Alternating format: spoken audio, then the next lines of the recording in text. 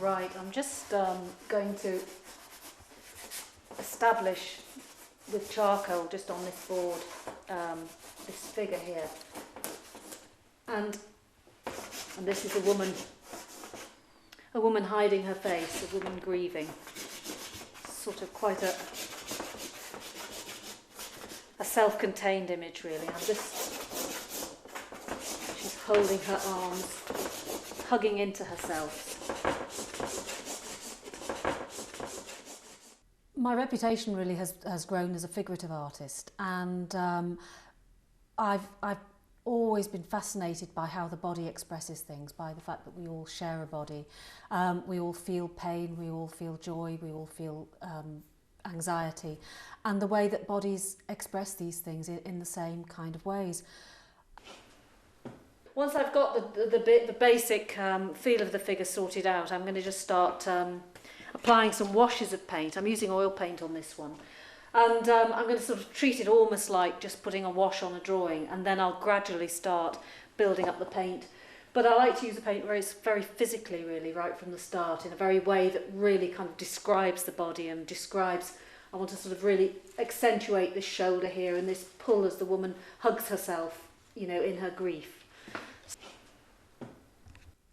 Like every artist, one is nourished by other art, and I'm continually looking at all sorts of other painters and sculptors, but particularly I've always been drawn really to the art that has dealt with the human condition in a way, and going right back to Giotto and through to Rembrandt, art that's very human, art that's about the weight of the body, that's about how the body expresses things. And for artists like Rembrandt, just that wonderful use of paint, the way that paint is an analogy for flesh. I'm very attached to the blue range of colours. A certain colour, it's interesting, I find that in all the paintings I've done there are certain juxtapositions of colours and certain colours that I come back to for certain things.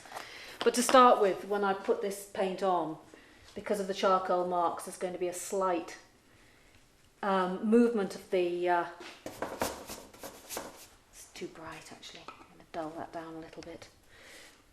A good deal of what I do springs from very personal, very intimate work to do with my own life and domestic life, but I also work on in a very public way.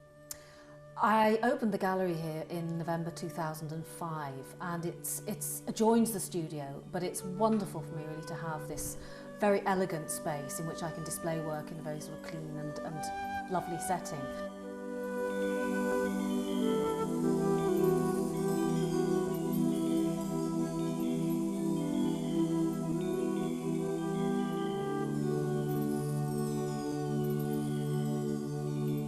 Well, this painting here is a pregnant self-portrait, and it was painted in 1984.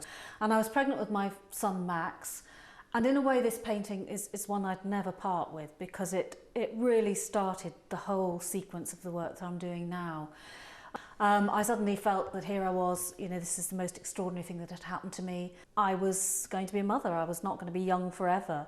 And I think that sort of realisation was extraordinary, and that simplicity that this has, and the fact that it could be any woman, really sort of started me off on the train of work that I've continued really to this day.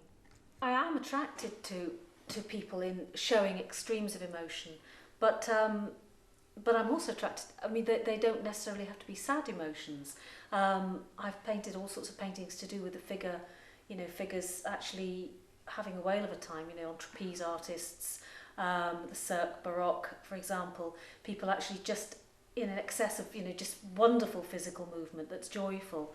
This painting here is one of a series that I did when my son Max was very small, and it was just the most wonderful time really, because I just had access to this wonderful little body, and I found myself looking all the time at how my husband was holding him, how I held him, sort of echoed the poses of Madonnas from the history of art or whatever, but how there was just such a particular way that the body of a small child folds into your own body.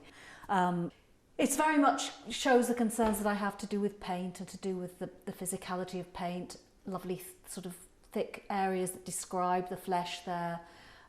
The actual business of painting on a large scale particularly takes a lot of physical effort, but actually, as much as anything, building up to the mood in which I can paint and engage on a canvas is takes quite a lot of building up to. I suppose a bit like a musician working on scales, and warming up before you feel ready to work on a piece. About 10 years ago, I did the first time an artist has ever worked in a maternity unit. I did a big commission for Manchester Art Gallery, and that resulted in a show at the Art Gallery. And from then I was asked to do a commission for Risley Prison, Maidstone Prison, and that was working with groups of inmates, doing my own work, but actually also coordinating work for them to do. Right, well in 2001 I was artist in residence for the BBC and worked through various programmes recording what went on, and here's David Starkey on the Moral Maze and Michael Burke. And I spent a day with the BBC Philharmonic while they were in rehearsal doing drawings, so here are some of the just very fast sketches of the cellists and double bass players. One of the lovely things about having the space here is that I can show works like this. It's of my daughter Cordelia when she was 7 years old. It's a painting very much to do with the sort of intimacies of family and domestic life. They're very important to me, paintings like this, because they're sort of almost like keeping moments of my own life and my own children's lives. This painting here is from around the same time as well, Cordelia brushing her teeth in the bathroom. But I think for anybody who has a small child who's that sense of the little stomach resting on the sink and the independence, the growing independence of the child, even though she's standing on the little stool because she's too small to reach.